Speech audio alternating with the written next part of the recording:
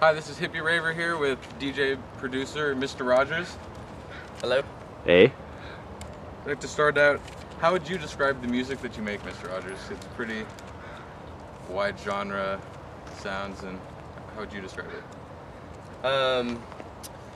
Yeah, I would describe my music as mainly kind of focusing on like mid-tempo breaks, but definitely have like a lot of influence from psychedelic music. Spun psytrance for like about 10 years before I started making music. I found breaks in San Francisco, like mid-tempo breaks was really starting to come up when I first started producing, probably back in like 2005, and so I was really influenced by the psytrance, but also being hit with a lot of glitch hop and stuff, so it's kind of a mixture between that. But every track that I do, I like to try and make sound kind of different, so I like to go all over the place as much as I can. So that's where your main musical influence came from, is psytrance and psychedelic sounds? Yeah, probably psytrance and like a lot of the mid-tempo that was coming out of San Francisco back then, and also, well, nowadays a lot of get like a lot of dubstep influence in a way. I get like definitely like the wobbly, bass-heavy stuff, but I also like to try and keep it really groovy and funky at the same time. So, Like your followers would agree. Oops. the what? Your followers would agree with that. Oh, nice. Yeah, funky is good. Kind of a long description. It's but yeah. Where did your first musical influences come from? Was it always electronic music, or how did you first discover that you wanted to make music? Well, I've always loved music. I played guitar all through high school.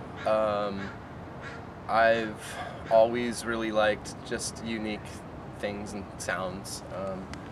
I think some of my first musical influences would have been like, I really like Sublime and the Beatles and stuff like that, Ween,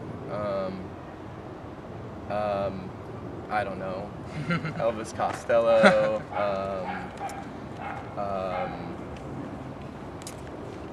I don't know, kind of all over the place. But I've always really liked the like bands and musicians that kind of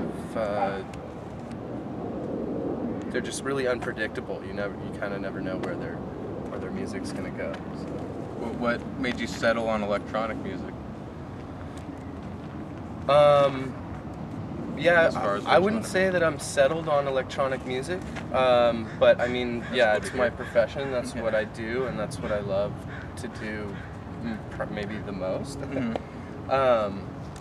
But yeah, I mean, I started going to raves back in like '98, and you know, I think like a lot of electronic producers just kind of instantly knew that I really wanted to make that music and explore it.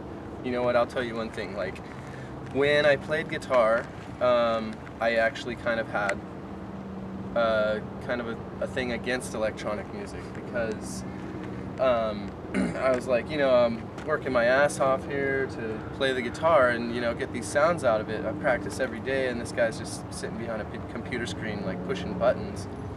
But then I realized with electronic music, the coolest thing about it is that you can really get sounds that are in your head out, and that you might not be able to get out on the guitar, like because your fingers don't move fast enough or they don't stretch far enough. So I think that was the most amazing thing about it for me. Nice. So over your time as a DJ and producer, what's your favorite place that you've got to play music at? Oh, okay. Like favorite venue or event? You know, I played a cave rave in Texas, outside of Austin one time for the Scooby-Doo crew, and it's called Longhorn Caverns, and this place is like, it's miles and miles of underground caves, and we had access to like the first half mile of the caves or something. So they were all underground. They snake around, and then they open up into big caverns, and they'd have crazy laser shows going on in there, and then it'd snake back a little more, and there'd be another cavern with some people doing like crazy psychedelic puppet shows in there, and then. And I guess it was like this place used to be used as a place to go back during the bootlegging days. So they had like an old stage kind of built into the corner of one of it, and they'd go down there and listen to jazz, and like no one could possibly find them. So yeah, that was a pretty cool. Sounds similar to the tunnel party we go to once a year up on Stevens Pass in an old abandoned train tunnel. Nice. I've heard about that, man. I want to check that out. Yeah, you can really get the underground sounds in there. It's really cool. Yeah, nice. People need to play like train samples like all night, huh? Yeah. So some of the DJs do it. Yeah, nice.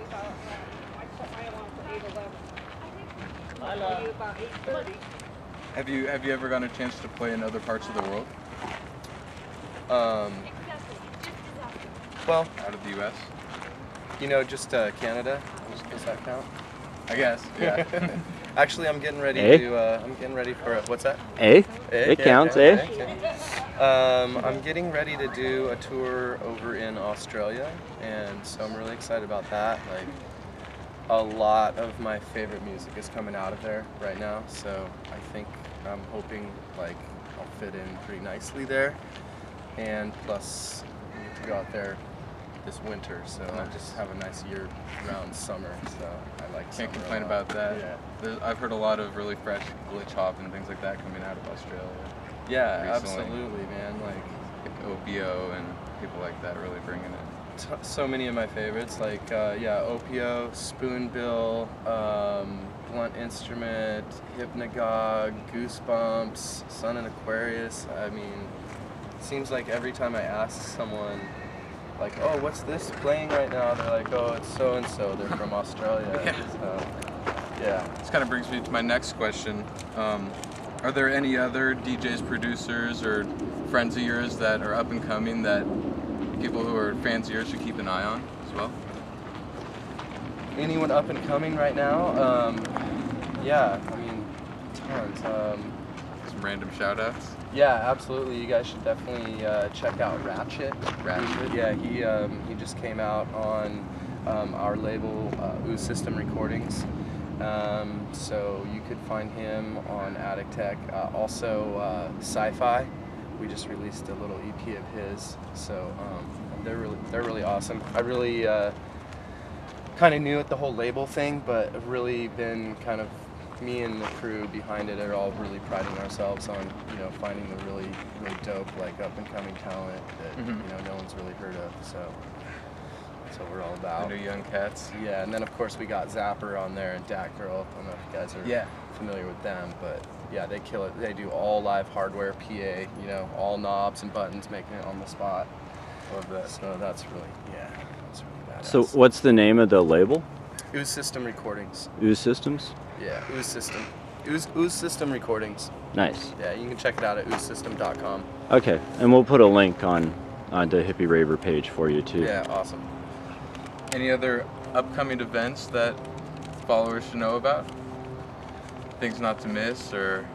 For me, that I'm playing at, you know, I'd say that, I don't know, summer's kind of winding down over here. So Burning Man is coming up. Of course, there's that. And like I said, I'm gonna head out to Australia. There's a really interesting festival kind of being put together right now. It's like right in the beginning stages, but it's called Chakra 2012, and it's going to happen out on the Isle of the Sun, out in Lake Titicaca, down in Bolivia. Oh wow! And so that's a 9-day thing, and it's gonna, you know, there's gonna be lots of ceremony and lots of music and art and collaboration. And so that happens between starts on 12/12 and goes till 12/21, 2012. Perfect. I was thinking it had something to do with that, so that's awesome. So yeah, and as far as I know, that's free. You know, anyone could show up and do their thing, and We just want to kind of go in there and, Wow. you know, experience the harmonic shift or the Yeah. changeover or whatever. So you're going to be down there? Or? Yeah, the plan is to be down there. Yeah. Nice. You're hold on a second.